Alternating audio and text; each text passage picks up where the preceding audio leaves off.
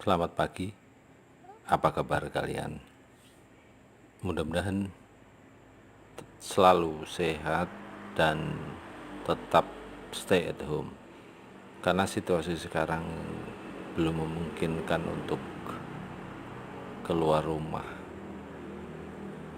Kuliah kali ini tetap menggunakan metode satu arah, yaitu berbentuk video untuk mengurangi tingkat serapan kuota yang cukup tinggi jika menggunakan kuliah online secara live. Kuliah kali ini masuk pada tahap IDET, yaitu satu tahap dalam design thinking setelah melalui tahap define seperti pada pertemuan sebelumnya. Tahap IDET ini sebetulnya sama pengertiannya dengan tahap membangun ide, dan membangun ide tentu saja salah satunya bertujuan untuk mendapatkan solusi dari masalah yang telah ditemukan, dianalisa, dan ditemukan akar masalahnya. Setelah melalui tahap membangun ide, kita akan melewati tahap prototype atau membangun prototype, dan pada akhirnya kita akan melakukan testing terhadap prototype tersebut sebagai tahap akhir dari design thinking.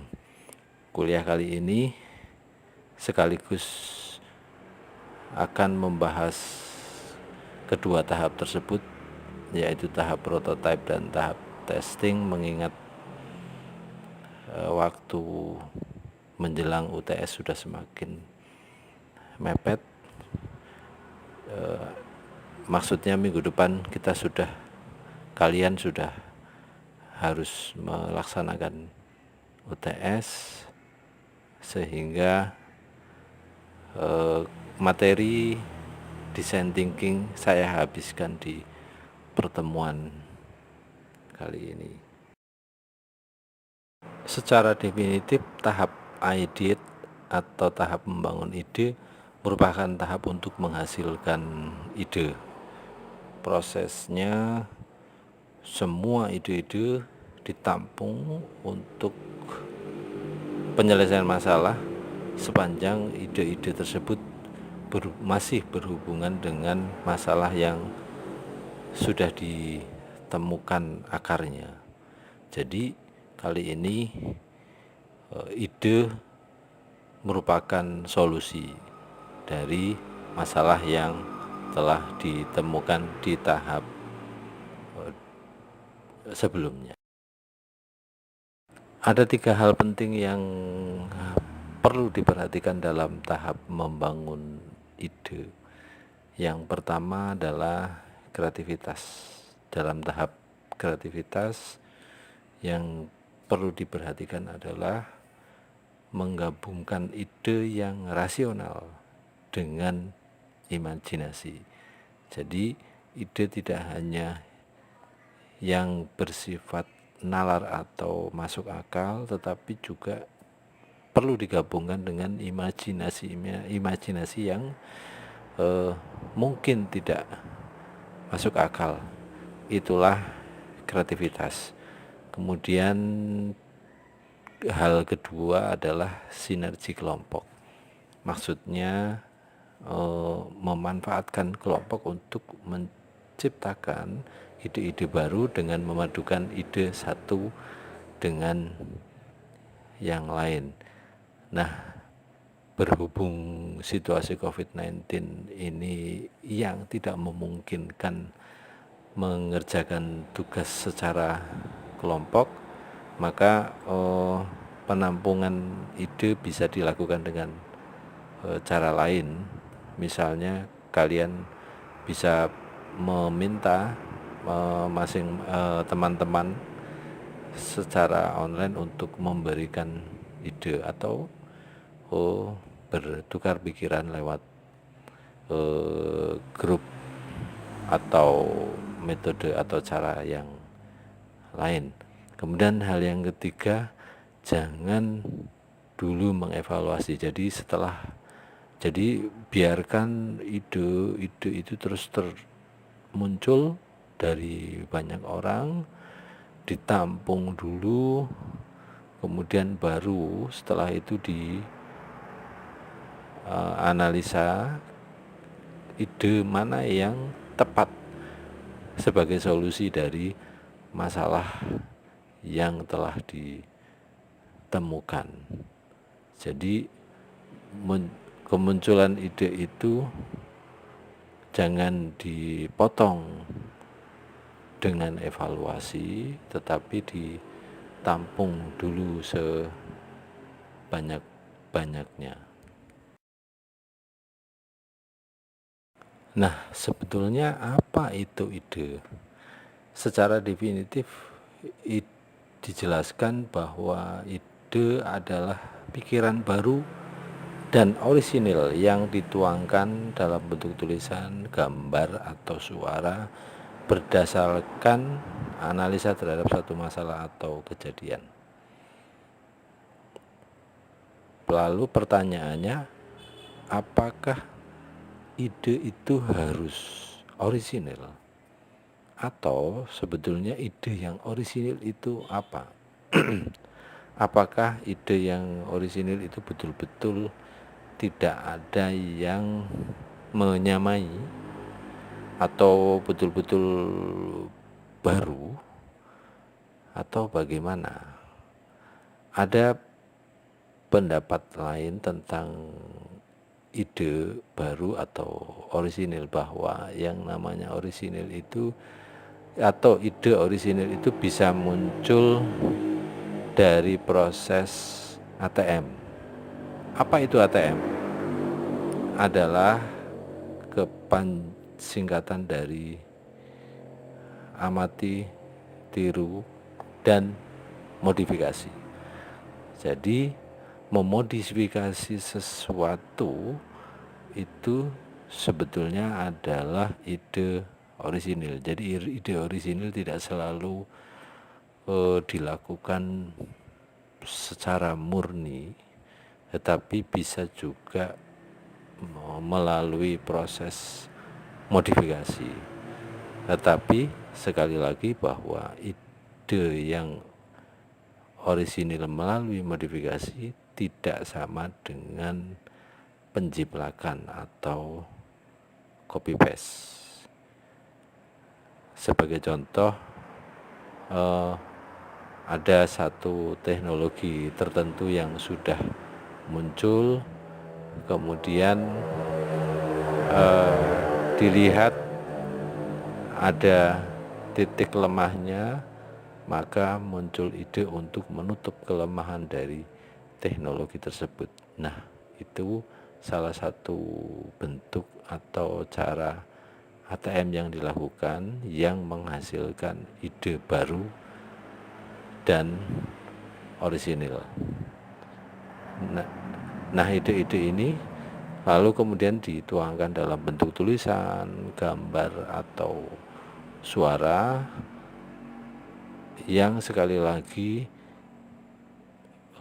dilakukan untuk menyelesaikan satu masalah.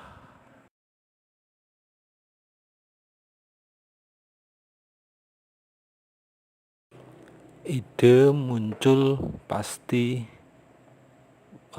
memiliki latar belakang. Jadi ada penyebabnya. Kenapa satu ide itu muncul?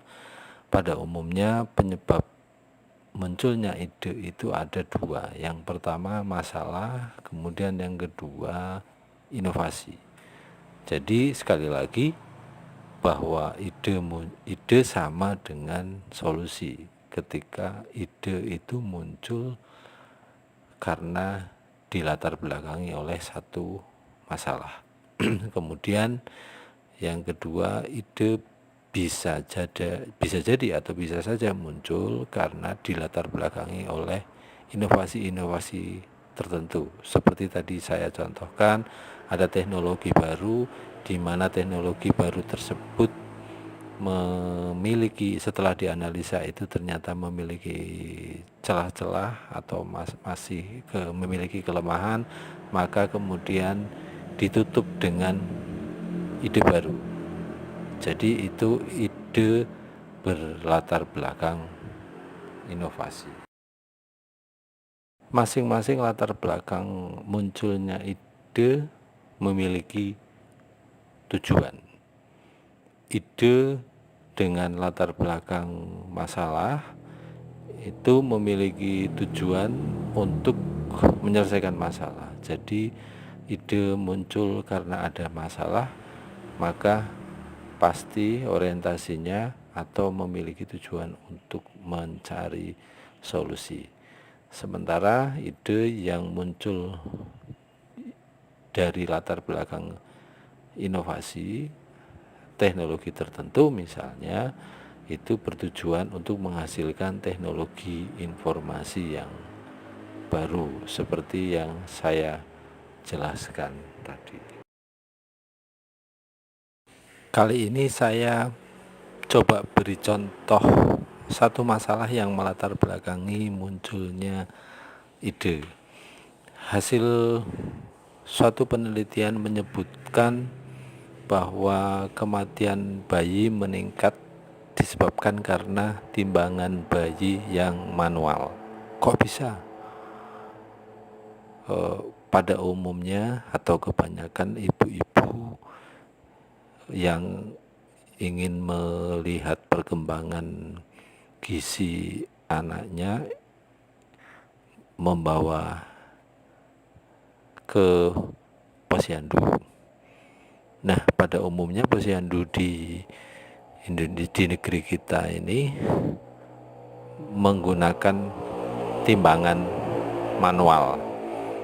Kelemahannya timbangan manual adalah mudah rusak dan hasilnya tidak akurat. Nah, secara medis melihat atau mengukur gizi bayi berdasarkan berat badan. Ketika timbangan memperlihatkan angka 10 kilo untuk satu bayi misalnya, itu kemudian berat badan itu dianggap di bawah standar, maka kemudian posyandu memberikan asupan makan atau makanan tambahan, atau kita kenal dengan AMT ya, asupan makanan tambahan, supaya berat badannya bertambah. Nah, pada pemeriksaan tahap berikutnya, ketika ditimbang ternyata berat badannya masih kurang, lalu diberi asupan lagi. Terus menerus seperti itu. Padahal hasil timbangan itu tidak akurat. Maka yang terjadi kemudian si bayi mengalami obesitas. Atau sebaliknya, misalnya timbangan itu memperlihatkan berat badan si bayi yang sesuai standar, maka kemudian tidak diberi AMT atau asupan makanan tambahan. Terus menerus seperti itu sampai akhirnya si bayi ini mengalami gizi buruk. Nah, kemudian menyebabkan kematian. Kalau mahasiswa biasanya di mahasiswa yang kos ini terutama itu biasanya di tanggal-tanggal tua mereka mengalami gizi buruk karena kekurangan asupan makanan tambahan. Nah, lalu apa ide untuk mendapatkan solusi dari masalah kematian bayi yang semakin meningkat gara-gara timbangan yang manual? Seorang dosen di Universitas Amikom Yogyakarta ketika menempuh S3 membuat disertasi tentang itu. Jadi sebetulnya penelitian tadi adalah disertasi dari dosen tersebut. Dia menemukan ide untuk membuat teknologi informasi atau sistem informasi yang mengakurasikan, membuat timbangan bayi itu menjadi akurat, betul-betul akurat, sehingga asupan makanan tambahannya tepat dan menjadi solusi bagi masalah kematian bayi yang semakin meningkat tersebut.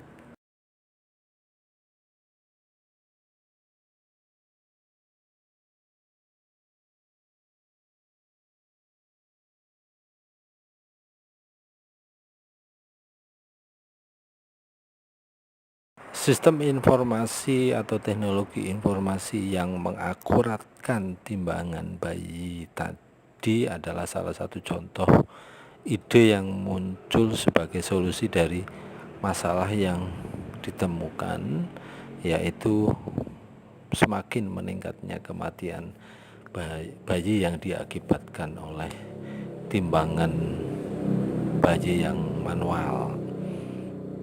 Nah, kali ini saya juga akan memberi contoh ide yang muncul karena dilatar belakangi oleh inovasi-inovasi teknologi tertentu.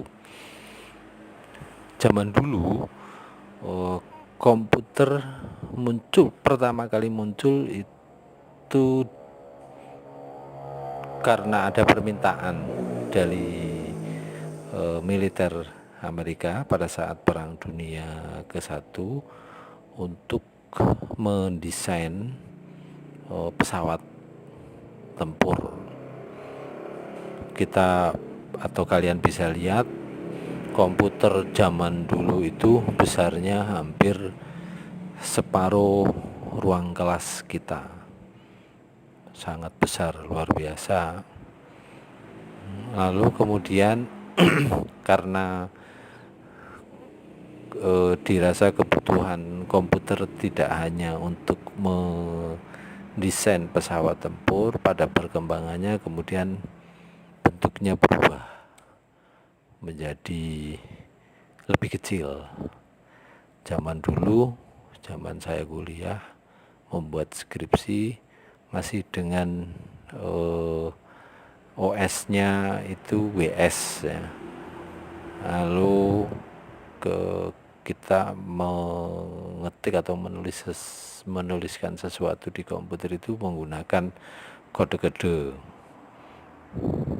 Lalu pada perkembangannya muncul ide produk komputer dengan PC yang lebih tipis dan kapasitas yang lebih besar dan monitor yang hemat listrik LED. Nah, pada perkembangannya ternyata orang bekerja itu tidak cukup hanya di satu tempat, misalnya di kantor, di meja misalnya, ternyata bekerja juga bisa dilakukan di perjalanan misalnya, atau di tempat-tempat tertentu, tidak harus di kantor. Lalu muncul ide untuk membuat laptop.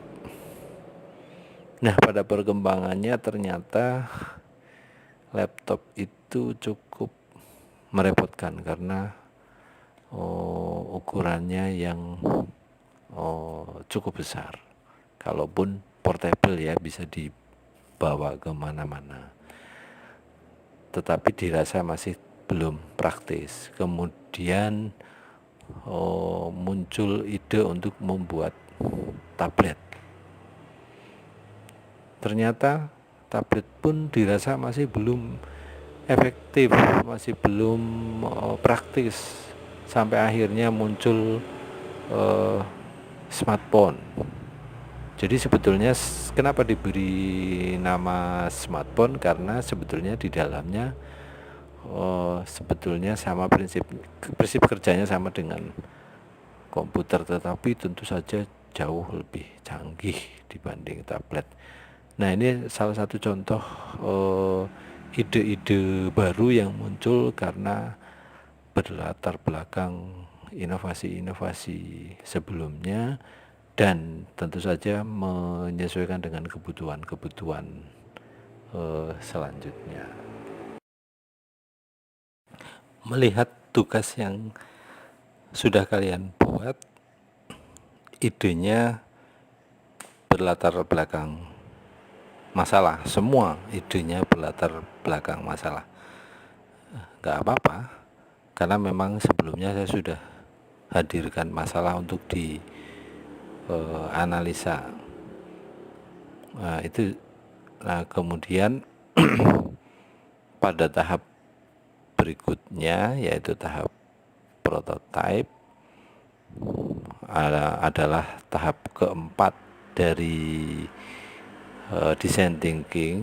Setelah melewati tahap ideate, adalah satu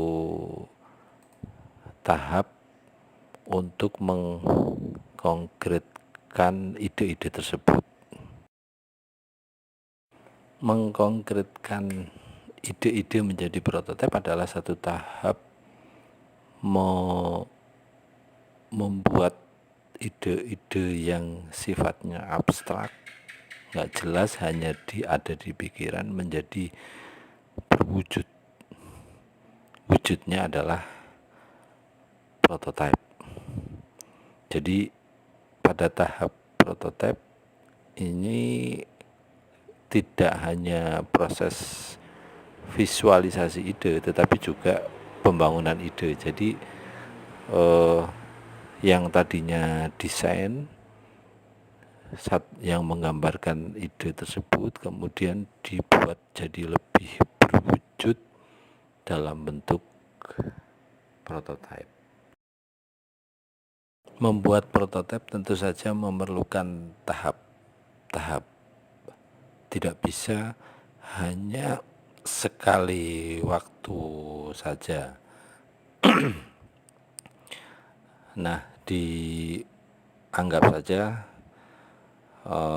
kalian dapat pesanan dari saya untuk menyelesaikan satu masalah. Dalam hal ini persoalan fidyah yang sudah kita bahas di pertemuan-pertemuan sebelumnya. Nah, tahap pertama dalam prototyping atau membuat prototipe adalah tahap pengumpulan kebutuhan. Tahap ini dilakukan obrolan atau ngobrol dengan saya sebagai pelanggan atau pemesan, yang bersama-sama mendefinisikan format atau melis kebutuhan-kebutuhan prototipe tersebut. Misalnya kebutuhan perangkat lunaknya apa, kemudian garis besar sistemnya itu seperti apa. Jadi karena memang membuat prototipe ini karena ada permintaan atau pesanan, maka pada tahap pertama harus dilakukan ngobrol-ngobrol ya, atau diskusi dengan pemesan supaya prototipe itu sesuai dengan kebutuhan si pemesan. Tahap kedua adalah membangun prototipe. Namanya juga prototipe, jadi sifatnya masih berupa perancangan sementara yang lalu diberikan kepada pemesan atau pelanggan untuk dilihat apakah perancangan sementara ini sesuai dengan kebutuhan pelanggan atau pemesan. Misalnya dengan membuat input dan contoh outputnya. Nah, di tugas yang kemarin kalian buat itu adalah satu bentuk perancangan sementara dalam bentuk visual atau gambar-gambar yang memudahkan pemesan untuk memahami perancangan tersebut. Tahap ketiga dari prototyping atau membuat prototipe adalah evaluasi. Jadi ketika perancangan sementara itu sudah jadi, maka kemudian diberikan kepada pemesan dan dilihat atau didiskusikan bersama apakah perancangan sementara ini cocok dengan kebutuhan pemesan. Jika tidak cocok, maka ada perbaikan-perbaikan, dan evaluasi ini dilakukan bisa jadi atau kadang dilakukan tidak hanya satu kali, tapi sampai 3 atau 5 kali lah maksimal, sampai kemudian setelah fix maka lanjut ke tahap berikutnya. Nah, tahap terakhir dari prototyping adalah coding atau mengkodekan sistem. Ini yang bikin pusing ini ya. Jadi sebetulnya prototyping, proses membuat prototipe sudah kalian pelajari dari mata kuliah RPL ya kalau tidak salah. Nah, saya yakin kalian sudah paham, tapi paling tidak ini mengulang pemahaman tentang bagaimana proses prototyping. Lanjut ke tahap terakhir dari design thinking, yaitu tahap pengujian sistem atau testing. Adalah satu tahap untuk menguji prototipe yang sudah jadi, sudah berbentuk. Metode pengujian bermacam-macam ya, ada white box, black box, basis PET, pengujian arsitektur dan yang lain-lain. Saya yakin ini sudah kalian pelajari di mata kuliah RPL. Nah, menguji sistem ini harus dilakukan karena untuk memastikan apakah prototipe dapat betul-betul berfungsi sesuai dengan desainnya. Tahap berikutnya dari tahap testing atau tahap akhir dari design thinking adalah evaluasi sistem. Jadi ini sama dengan salah satu tahap pada prototyping tadi ya, dibuat desainnya atau perancangan sementara, kemudian dievaluasi, kalau sudah cocok lanjut. Sama persis dengan itu. Jadi sistem yang sudah diuji kemudian dievaluasi kembali. Apakah sistem ini sudah cocok dengan pesanan. Sebagai contoh tadi misalnya ide untuk membuat sistem informasi atau teknologi informasi untuk mengakurasikan timbangan itu dilakukan dengan tahap yang sama sampai betul-betul sistem tersebut teruji mampu mengakurasikan timbangan bayi sehingga betul-betul bisa menjadi solusi. Setelah dilakukan pengujian, evaluasi,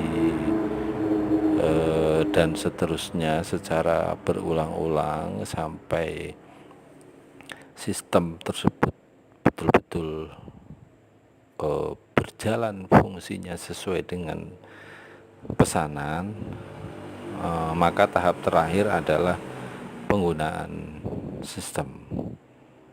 Jadi pada tahap ini pun sebetulnya masih tetap dilakukan evaluasi, terutama bagi sistem-sistem yang menjadi produk untuk dijual belikan. Yang kita kenal biasanya bentuknya ulasan pelanggan ya terhadap sistem yang sudah atau produk yang dia beli. Dari ulasan itu biasanya kita akan tahu kelemahan dari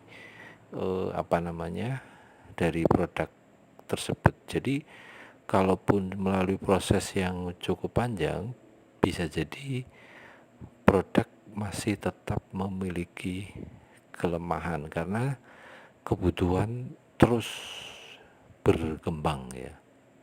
Jadi nanti kalaupun sudah menjadi sistem dan menjadi produk yang dipasarkan, itu tetap akan ada perubahan-perubahan sesuai dengan kebutuhan konsumen. Jadi ini kuliah online pada pertemuan kali ini yang intinya adalah materi design thinking yang terdiri dari beberapa tahap ya, dan di dalamnya juga ada tahap. Beberapa materi yang tadi saya sampaikan sekali lagi sebetulnya sudah dipelajari oleh kalian di mata kuliah lain, salah satunya adalah RPL. Jadi saya yakin kalian sudah paham, dan materi ini tentu saja nanti bisa menambah atau melengkapi tugas untuk mendapatkan nilai UTS. Terima kasih. Selamat siang.